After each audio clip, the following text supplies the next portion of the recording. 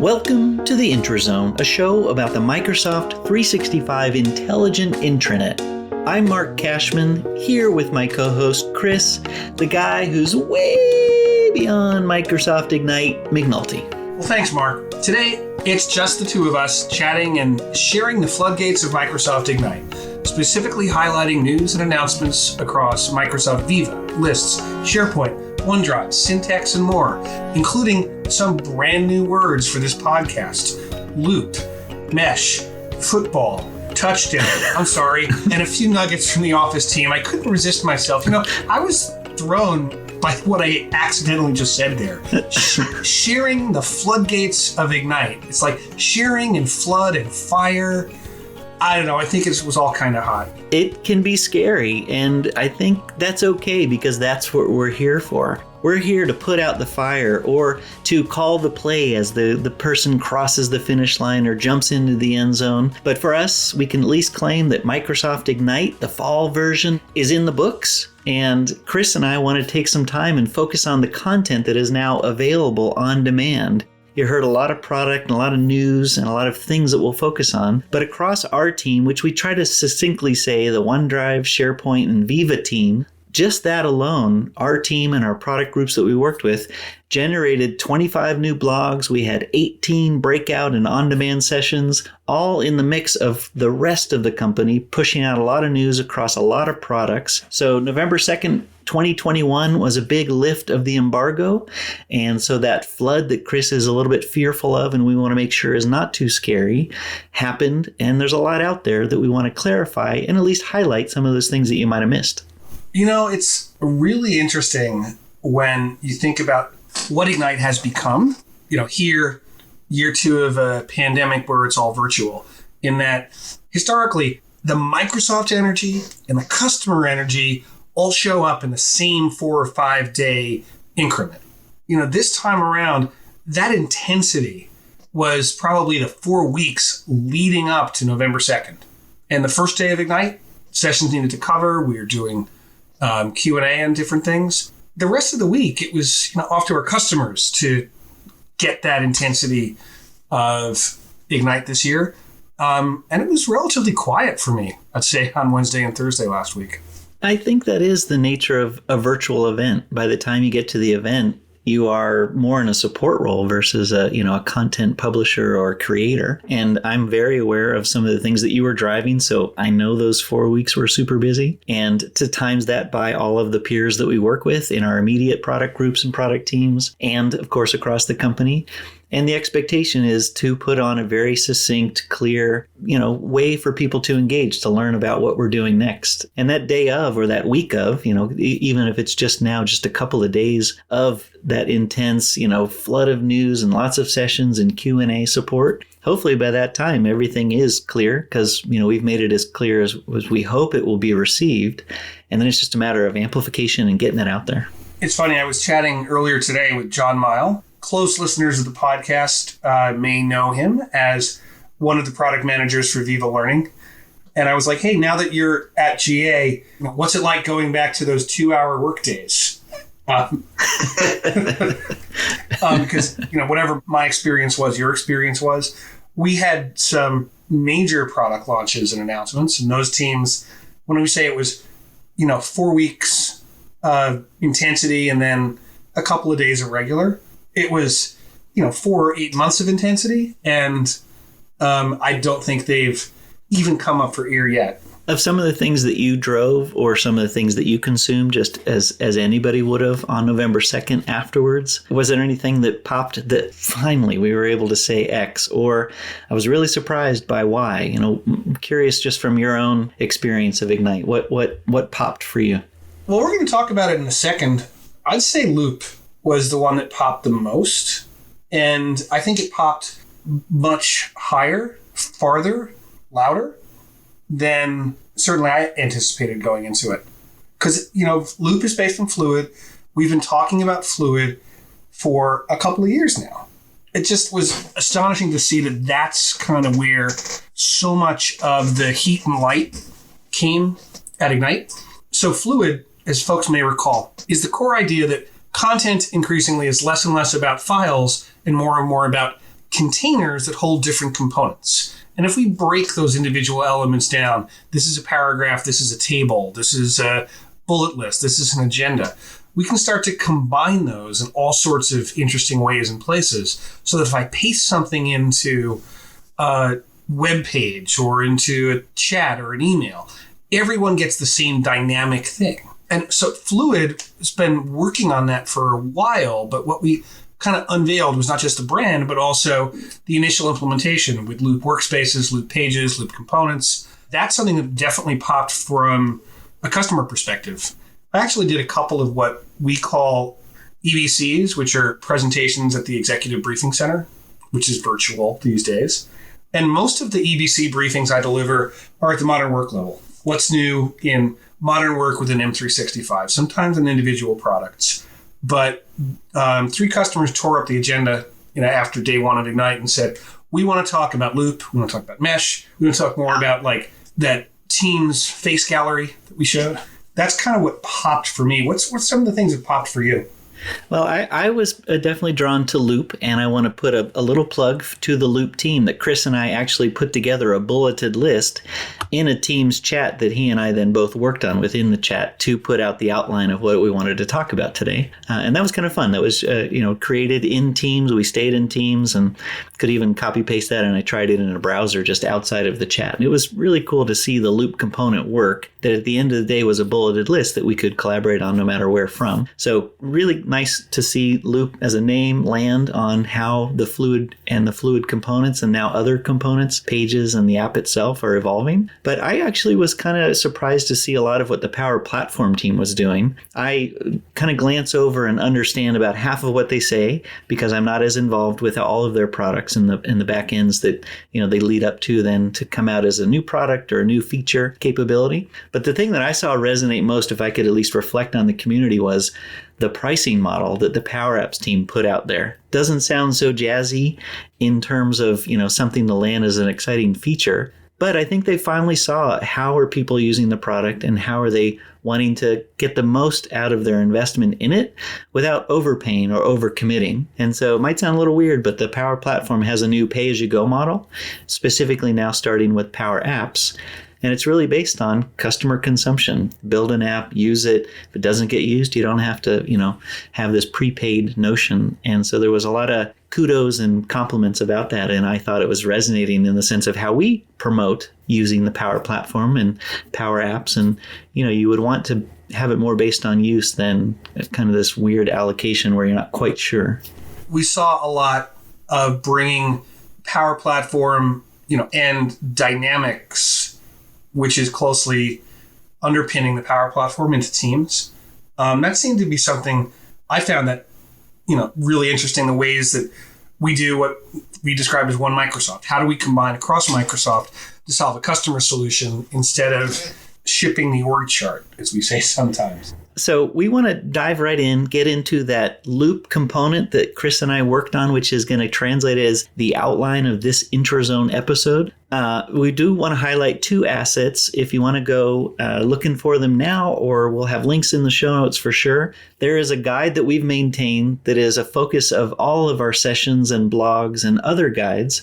Is really a one-stop shop resource. So if you want to go read X blog or watch or replay a session from Ignite, we call it the ODSPV guide. And to get there, just go to aka.ms/ignite/ODSPV guide. There's also a really great resource that our public relations team put together, and you might have seen this before, called the Microsoft Ignite Book of News.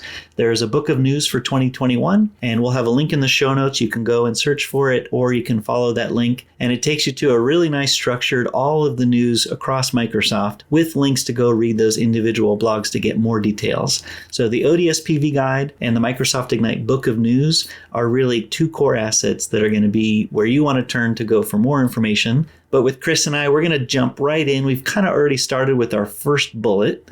That is Microsoft Loop. But before we get into our second item, Chris, any last thoughts about Loop? My thought is, I don't think we at Microsoft yet understand all the ways our customers are going to consume Loop. So I spent a little bit of time after the launch with Megan Donnell, who we'll have to have on the show soon to kind of talk through Loop. And they are, I think, humbled by the level of attention that they got coming out of last week.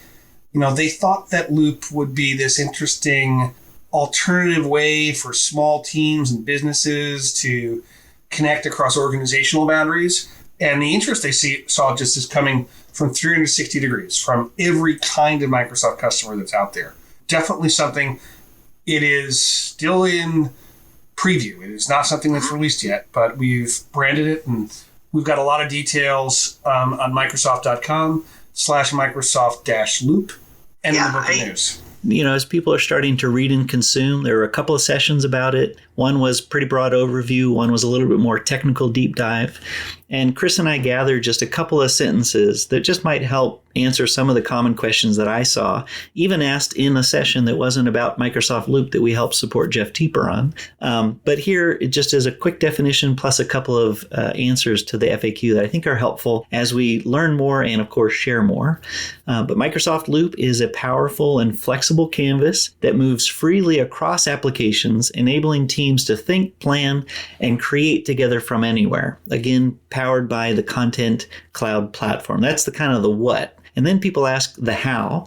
And Chris mentioned it. This is building off of the Fluid framework with things that we used to call Fluid components now being Loop components.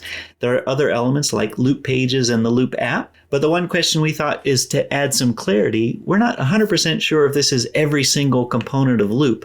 But for Loop components, they actually are stored in OneDrive to enable a lot of that rich collaboration that are being promoted.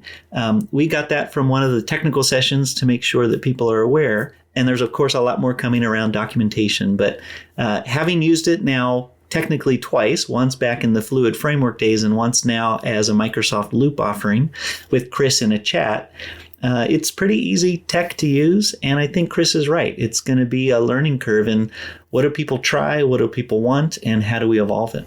So Loop is definitely going to bring people together in new ways. And another brand new way to bring people together is Mesh. So are you quite ready to get meshed, Mark? I am, and this is one where I did know a little bit going into Ignite, but then seeing it kind of solidified the investments that we made in acquiring AltSpace VR and the direction that the Teams team was going with broadening meetings to be more inclusive and adjusting to different ways that people wanted to interact in a Teams meeting.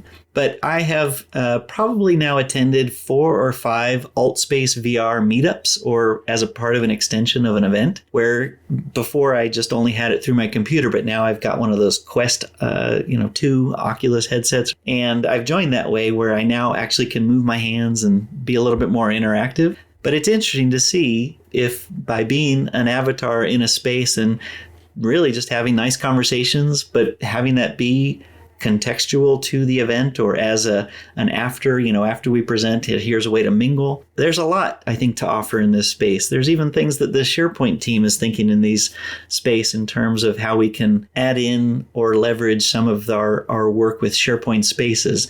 No big announcements here, but you can see a lot of this technology coming together. It seemed like a natural next step for if hybrid work and virtual events and other ways of connecting continue, or just become a norm of how people can get connected when they are not in the same space or physical world. It was pretty neat. Once you're in it, it's a pretty immersive experience. And to bring it to Teams, which hopefully means it's easier to get into, easier to, represent you and how you would be in a virtual space. But you have to give up your legs. I know. I thought it was kind of funny. You also, in the AltSpace VR, you kind of have to give up your arms or keep them at your side, depending on how you're connected. I believe there's some of that is, keeping it minimal of how much CPU to represent somebody as an avatar moving and getting more and more movable or mobile. But yeah, it takes a little bit of visual getting used to. I'm hoping that as we get a little bit more into return to work /hybrid, that we get some new devices to play with, because I am eager to play with Mesh a little bit. It's one of the things that happens is if your avatar is in a Teams meeting and you're using some of the inline gestures with thumbs up or a heart or putting your hand up, your avatar will do those things. Because I've fallen into the habit in the last 2 to 3 months of doing the analog hand when I'm in a meeting, which is just be on camera. Now that I have a good camera again, just hold my hand up, because sometimes that's quicker. I do think people like things that are cool. People like things that are simple and impactful. And I think Mesh is bringing a lot of those capabilities together, and definitely bringing that together with some of the work the Spaces team has done, I think is going to be exciting. Yeah, and I don't necessarily want to have it as an additional thought, but there is a component too of just audio, and I can't speak to exactly what it'll be like as Mesh in Teams, but in AltSpace VR, there is a real nice way of, if somebody visually is standing to my left, when they talk, they sound like they're in my left ear, and vice versa. So there's a nice spatial element to the audio, and if they're not close, and looks like they're not in our huddle of people or close by, they'll sound like at a distance. There's ways to overcome that in AltSpace VR by being able to broadcast or just move and kind of zoom over to the group so you can get into the conversation. There's a lot of visual, but there's also an audio component that I hope plays into what Mesh in Teams offers. Yeah, and when you think about that, to be fair, there's a lot more that's coming with what we call Teams rooms and Teams devices, which are allowing you to, in a physical space, connect different physical people in a way that feels like they're all in the same room as well. Yeah. The sort of front row effect, where the people who are not in the room are shown on screens, basically full size head and shoulders arrayed around the room with the cameras going and tracking all of those. It's definitely something that we showcase that at Ignite. And I think that frontier of being able to create an immersive experience that's blending a physical and virtual world and letting people participate in the style that matches their preference, I think that's yet another realm for kind of diversity and inclusion. I agree. So let us go into our third topic, which is Viva. And I think you could almost summarize it as Viva GA, general availability. I don't want to minimize it down to that because there's a lot of tactical and poignant things that you and your colleagues on the Viva team put out there. And of course, you've probably now been hearing a lot about it in comments and the Q&A and all of that. But let's focus on some of the bigger announcements of Viva, the GA moment. There is a great blog that a lot of the team helped and was published by Seth Patton, who is our general manager, focused on a lot of things outbound for Microsoft Viva. It's now generally available to help you transform your hybrid work experience. You can easily find that. We'll have a link in the show notes. But Chris, when you think of, the kind of elevator answer, what did we announce about Viva? What's new or new knowledge to our customers? It's about the suite. So Viva, on the journey since February, we've been talking about individual components. We have topics, we have connections, we have WPA, now insights, and the announcement last week is that the learning module is now complete. That's great for each of those four elements, but we've committed to do even more. We have an integration with Glint. We've committed to rolling in our module for objectives and key result dashboarding based on our ally.io acquisition. That'll be coming as a fifth module. And the fact that it's a suite means two things. One, we're going to make it easier for customers to buy it all because the collective cost of getting everything is less than going out and buying them individually. The other thing is, because it's a suite now, you're going to see us start to bring more and more things and capabilities together. Like if a customer has both learning and topics, for example, that uncovers all sorts of opportunities for us to show suggested courses if someone wants to know more about a topic, or bring someone who's just finished a course into a list of resources and experts internally that they can connect to for more information. And all of those journeys that our customers are on to discover more, to be better, to be able to look at the long-term journey they're on inside of an organization, it makes it easier for us to bring that together. And it's triggered by having Viva Learning finally generally available.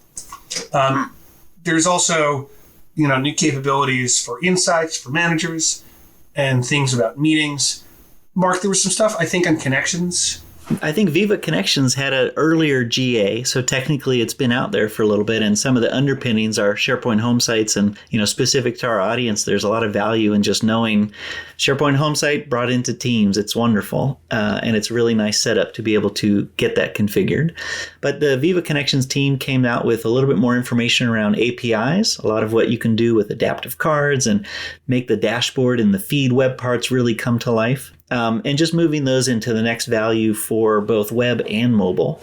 So there's a lot of ways where you can configure what's there as far as just controlling the dashboard and the feed and bringing in your own custom components so that the Viva Connections is more you than what Microsoft offers out of the box. Your world, though, I think got a lot of, at least some of the demos that I helped manage in Jeff's session, but there's a lot more behind Viva Topics and some of the things that you introduced. So I'm going to hand this one to you. What was new, or how would you, kind of quantify what was the Topics news? Yeah, our mission has been to get Viva Topics to light up inside of all of Microsoft 365, and we were able to show a lot of that. We sort of sat on the Outlook integration for a while. People didn't know that was coming. So we showed that you're going to be getting topics inside of Outlook coming there, as well as to Yammer by the end of the year, and bringing topics into Teams chats and channels. That's going to our early adopters at year end, and will be rolling out into production for everyone else in the first quarter of next calendar year. So more clients is definitely important. We're also giving you more places you can get topical knowledge into Viva from places like ServiceNow, from content that's written in non-English languages. That's all coming at year end, and more ability to guide and shape and curate that knowledge with tools for topic managers. So I'm happy about those. I mentioned ServiceNow. ServiceNow is just one of a number of new partner integrations that we announced as part of Viva across the board. Not just ServiceNow, but SAP SuccessFactors, Cornerstone On Demand, Qualtrics, Talentsoft, Headspace. There's a whole bunch. And the blog has all the details. Yeah, I was just about to say there's a dedicated blog if you're interested not only on what the modules are, but how a lot of our partners are building and extending with their offerings. There was a dedicated blog, just as Chris mentioned, that went into not only enumerating all of those partners, but really then showcasing the value that they bring. I think it was a really busy time for Viva, and sort of on the before Ignite, there were a lot of people that were aligning to make sure that it was super clear, that everything, was going to go live at the same time. And when you saw it here, you would get the same information in a lot of different places. So there's a lot of ways to consume the Viva news. There's blogs, there's the new sessions details. The website was updated as far as the pricing and licensing that Chris was talking about. I do want to specifically say, if you have a question based on any of that, we have a great Microsoft Tech Community Live event that's just about Viva. It's meant to be an amplification of what we announced, but mostly from if you have questions or if something's still confusing, there's a team of people that will be able to answer those. So certainly if you're interested in that AMA, that video AMA that's coming on November 16th, load up with the knowledge and then come with those open questions. We'd love to answer them for you. To transition off of Viva, there's of course a lot always to talk about Viva. It's a big focus for where the company is putting in, bringing forward a lot of technology, adding a lot of new things. I will tell you, Chris, one thing that I saw today that was just kind of cool was I'd had the early beta version of Insights and Learning. And I just went on a little mini vacation to go celebrate my dad's birthday for a Friday to a Monday. And when I fired things up again today, those beta apps in Teams for Insights and Learning got updated to the released version. So it's real. It's really GA. It was just kind of a proof point that I saw internally. So it was kind of cool to see.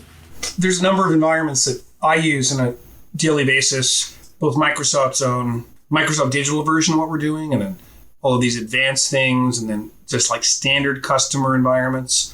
So I can keep tabs on what's actually shipped and know what that experience is, mostly so I don't accidentally tell people about something that isn't there. But it's just like to watch those things, it's like watching the dawn break. It's great to see those capabilities coming out there. A ton of other stuff. Mark and I are not going to do them justice. One of my other products, Syntex does automatic content processing, recognition. It reads it, it tags it, and now you can use Syntex to reverse that process. If you think about taking content and turning it into structured data, we can now take structured data and turn it into content with intelligent templates. And that's one of the key things that we announced for Syntex. Definitely a lot more coming in the next month or two. We have another long blog about those. Mark? Yes. I know you were deeply enmeshed in the OneDrive announce. I was. There was a lot that was going on with OneDrive. We already mentioned one of their kind of new unsung features that is contributing to being the base platform for a lot of the Loop components. But for a lot of the things, when you go to OneDrive and you're working either locally on your desktop or in a browser, there's a new sharing experience so that you can get better visibility into who you've shared with. If you want to do a share from a file directly into a Teams chat or an Outlook email, you can click those buttons and it makes that a lot easier. And there's also just that better awareness of how you can share a file in terms of choosing the right way to share it. The Add to OneDrive feature got a new capability where you can bury now an Add to OneDrive shortcut into another folder. So once you've added something to your OneDrive, it's okay to move it around and put it into a folder as a subfolder. And then the last area, just from a OneDrive perspective, I thought I'd highlight is a lot of what Jeff Teeper and Omar Shaheen talked about. And of course, it's in the OneDrive blog that we'll have a link to, which is Mac OS support. And it's across the board for end users and for admins. So if you're on a brand new machine with an M1 chip, guess what? That's supported with OneDrive. Also, to get content from the desktop in a more compliant way to the cloud, KFM, which is the known folder move of getting those known folders up into the cloud specifically through the individual's OneDrive. Now KFM is supported on macOS. And the last thing is, again, if you are that admin and you're managing a plethora of devices across different styles of devices, Windows and Mac, in a sync report, which is a relatively new feature for OneDrive anyway, now includes macOS devices in those sync reports. So you can see how everything is trending in the report telling you whether you've had success from a sync perspective. So a lot of great work from the OneDrive team and a lot of great things both for end users and for admins. Chris, I'm going to throw this next one at myself. Yeah, I was going to say, we're laying this out like, to be fair, we put topics next to Syntex and OneDrive next to lists, but... Yeah, it's for all of us to enjoy and to cover. But this one is pretty near and dear to my heart as the Microsoft List product manager. But of course, working with the List team, they're always doing something new and always wanting to address a lot of feedback. And so we came out with a couple of different offerings for the Lists product. And one of them is a new view we call Board View, which gives you kind of a vertical notion to columns with the card layout that we already had in the product to be able to then move them left or right to change either their status or the phase of which something might be in. And at the end of the day, it just could be like you go into the list item itself and change the status. But now it's more of a drag and drop left and right in sort of more of what we call a board layout. But we now have new ways to create lists or new places to create lists from. If you're used to the new SharePoint app bar, there will now be a new entry to create a list from the SharePoint app bar, which is agnostic to where you are in SharePoint, but gives you the ability to go through then that create flow. And you can also do this from office.com. So office.com now has a new create experience we'll talk about next. And one of those things that you can create from office.com is a list. The last thing, and then the one that I'm most excited about after, is within the templates capabilities, both our out-of-box templates and what you can do custom, you can now integrate more with the business applications, mostly Power Apps and Power Automate, and our own rules, which is the part of the List rules engine, can be baked into templates. We'll do it first with the ones that we offer out of the box, but then that same capability, because we build them and how you can build them, will come to custom list templates as well. And the last one, I'll be really quick. Very excited to start the train on lists for Android. We're entering private preview, which means very early days, but I'm using it and it's working great. Can't wait for the next churn, just in terms of capabilities, but the team's making really good progress. And it's really nice to see to start to open it up at private preview, which means we're making the progress that we need to get it into your hands. Chris, to hand off, a little summary about what the Office.com team said. The Office.com website is increasingly the destination for where people are going, not just to look up licensing details, but to log in and have that unified portal to get to their content, their applications from wherever they are on the web. And so there's some new capabilities showing up there, leveraging the graph, being able to recommend content to people based on the interaction patterns they have, being able to browse content and that relates to people or that relates to meetings, all these different ways, understanding that no two of us have exactly the same mental map for how we need to find out what we need to do. So that's all coming there. And also something that I love the name for, the infinite list of content. You know, it sounds like something from the Phantom Toll Booth, but the idea that you can have this evergreen, ever-scrolling list of related information, that you're not going to run into those kind of interface constraints that show you the first 10 and tell you can't get to anything else. Now, it also includes a lot of different content types, so you'll see lists show up in the infinite list of content. You'll also see forms and meetings and slice and dice it in the way that you want. You can even create your own custom views on your content that shows up on office.com. I've been using it because I have it as bookmarked as my homepage when I launch a browser, and it really is more and more becoming a great place to start, and it's becoming more relevant and more feature rich. Chris, we've been doing a lot around admin and security, and just to be really clear, for our podcast, we're focused a lot on the security and admin experiences of OneDrive, SharePoint, Viva. So this is not necessarily the Azure news. There was a lot that they said around security and compliance, and we can certainly channel your attention if that's of interest. But specific to the team that we work with, and we want to promote a lot of what they announced around the admin and security capabilities of SharePoint OneDrive, there is a new way to discover content from another cloud. We first announced this Box content discovery so that you can learn a little bit more about what you have in Box from within the SharePoint admin experience and then commit to the migration. So it has that content discovery that leads to content migration. We also, in the vein of bringing more content and content types to the cloud, have a new capability within the SharePoint migration tool, which allows you to see what local SharePoint server workflows that you have, and if validated that they could be moved to the cloud, it doesn't just move them to the cloud, it actually converts them to new Power Automate flows. So it's a really functional, not just move of a workflow, but a convert to the new so that you're in a better run state for the future. So there's a lot of work that the team has been doing. There's a couple of nuances there of what can or can't move in terms of complexities of workflow, but there's a nice new documentation that articulates not just the how, but the what. And the last is, because we're doing a lot more with teams and different types of channels, private shared channels, or even what is now called Teams Connect, which is that shared channels with a name, and or just regular channels. Now, when you go into the SharePoint Admin Center, you'll be able to manage better what we're starting to call channel sites, because a lot more channels in Teams are backed by a site of their own, especially when you talk about the private and the shared ones. But to be able to manage those from an admin perspective, they just are sites at the end of the day, even if they're only used primarily for files. But if they're used for more than that, the housing of where those team sites live, you can now break it down a little bit more by those channel types. Those of you who watch Microsoft reorgs may have observed we now have a new internal division called SCIM, Security, Compliance, Identity, and Management. Our colleagues over in the compliance side had just a couple of other things that they rolled out, which is support for retention on cloud attachments and being able to effectively connect sensitivity labels with retention labels. So now, if you are, whether it's automatic or you're dynamically saying this file, this message is confidential, you can specify that also can carry with it retention rules saying confidential stuff should be kept for 5 years instead of asking people to go through 2 different tagging experiences for that. So a lot that's coming and a lot that's already here.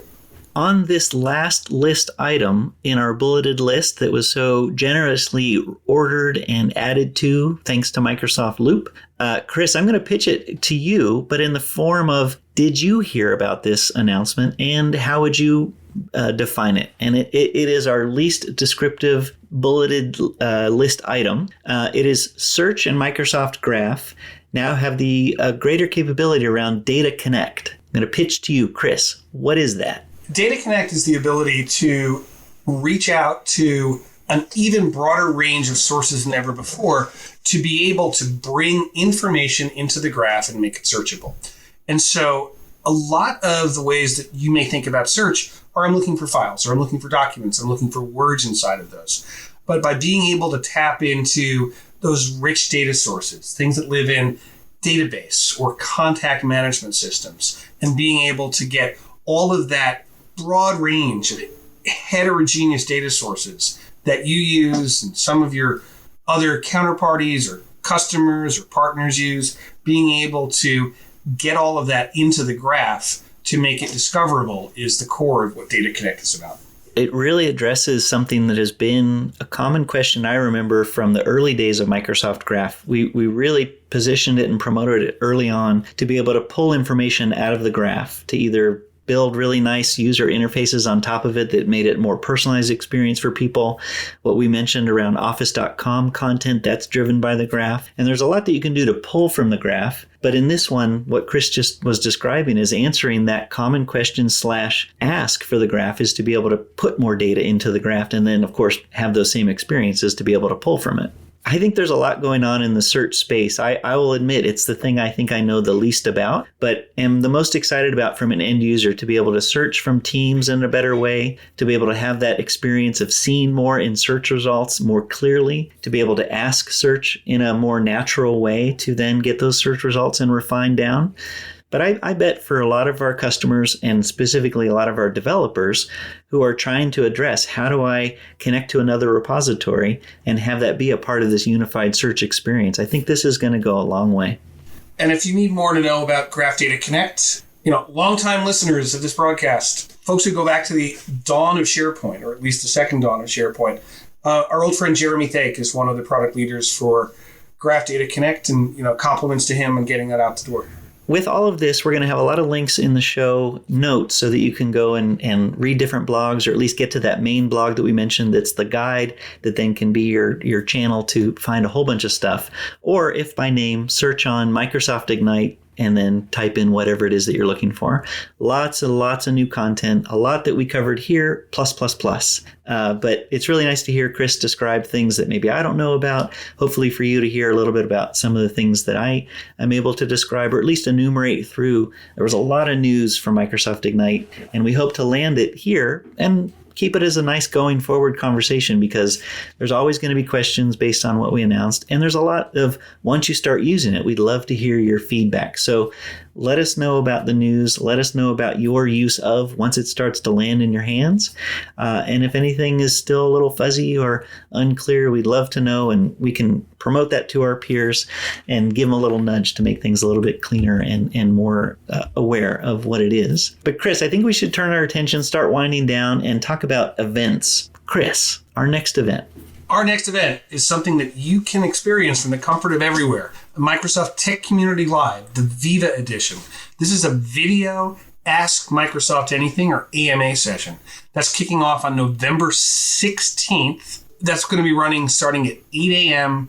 Pacific time, 11 Eastern, 4 p.m. if you're in the UK, and my mental world clock isn't going to take me any further than that. That'll be a great event. It's obviously very focused on Viva, and it will all be within the tech community, which means it will also be on demand, available very, very shortly after, both in text format and video format.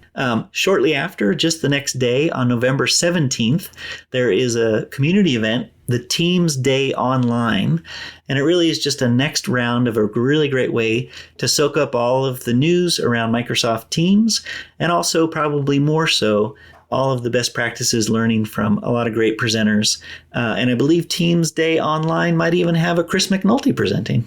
Yeah, I'll be doing a Viva keynote as part of Teams Day Online on the 17th. Boy, it's a great thing that we've had so many virtual events, because we can bounce so quickly from one to the next. But coming up end of November, the European Collaboration Summit. That's running from November 29th to October 1st. And I believe this one is where we start tipping our toes into in-person. For sure. Now, you're not going to ECS. I'm not going to ECS, but to be fair, there is going to be what will feel like a mirror in name and in the focus. Right after that, in December 7th through the 9th, is the Microsoft 365 Collaboration Conference. This is in person in Las Vegas, Nevada, and it has a lot of elements of some of our executive team that will be presenting keynotes. You got Scott Guthrie, Jeff Teeper, Caruana Gadamu, we got Dan Holm, and Charles Lamanna. So it's a pretty broad conference. That's why the name is no longer the SharePoint Conference, but it's driven by that team that has historically worked with us on the SharePoint Conference. It's a third-party event. There's a lot of Microsoft and community involvement across breakouts and workshops. There's an evening event on Wednesday. There's a lot of excitement, obviously, to be in person when you can. And it's all within the guise of being, of course, very safe within the guidelines of COVID. And it really starts at the level of the hotel and down into the conference leads and how they're approaching it. But it's exciting if you're wanting to go to Vegas and comfortable being in person. The Microsoft 365 Collaboration Conference, December 7th through the 9th. And the week after that. Name changes, I think, are going to be part of the new year. So what used to be SharePoint Fest is now 365 EduCon. And 365 EduCon will be coming to the Washington, D.C. area December 12th to 16th. And our good friend Caruana is going to be keynoting there, along with the usual round of suspects from across the community, as well as Microsoft. Yeah, and on that one specifically, there's a big Teams focus, so they kind of have a pretty dedicated track. If you like Microsoft Teams, they cover everything across the gamut of SharePoint, OneDrive, Yammer, Viva. There's a pretty good lineup. And the next event and the last one that we wanted to talk about isn't technically in 2021, but we wanted to highlight it, and we'll continue to highlight it in future episodes. But Chris and I, we haven't done it in a really long time, if not ever, actually, maybe at a keynote level. But for the 365 EduCon in Dallas, Texas, in the U.S., also, again, another event, formerly SP Fest, January 31st to February 4th. And for Chris and I, it will be on February 2nd in the morning. We're doing a joint keynote, sharing a lot of what we've covered here that kind of falls within our wheelhouse. But really looking forward to being in person in Dallas and sharing the stage with Chris and just engaging with the community locally in Texas. And of course, if you have other events coming up as we get into 2022 that we can help promote here on the podcast to thousands and thousands of listeners, please let us know. So we want to thank you, our guest, for listening to all things Microsoft Ignite, and a big thank you to the whole of the tech community for learning, sharing, engaging. It was a whirlwind getting to Ignite. It was a really great week to engage and share. And just on behalf of a lot of people that Chris and I work with, thank you for engaging during Ignite, and thank you for your time on this podcast. We encourage you to check out our show page for links to everything we discussed today and more. Visit aka.ms/theintrozone. You can send us your questions and feedback for the SharePoint team. For Chris and I, you can reach us at theintrozone@microsoft.com or through Twitter at SharePoint, at mcashman, and at cmcnulty2000. Don't forget to rate, review, and tell all your friends about the show. Follow the show at your local virtual event or wherever you get your podcasts. Thank you so much for listening. We're your hosts, Mark Cashman and Chris McNulty. This has been The Introzone, a show about the Microsoft Ignite November 2nd through the 4th, 2021, of all the goodness disclosed and coming soon to the Microsoft 365 Intelligent Intranet.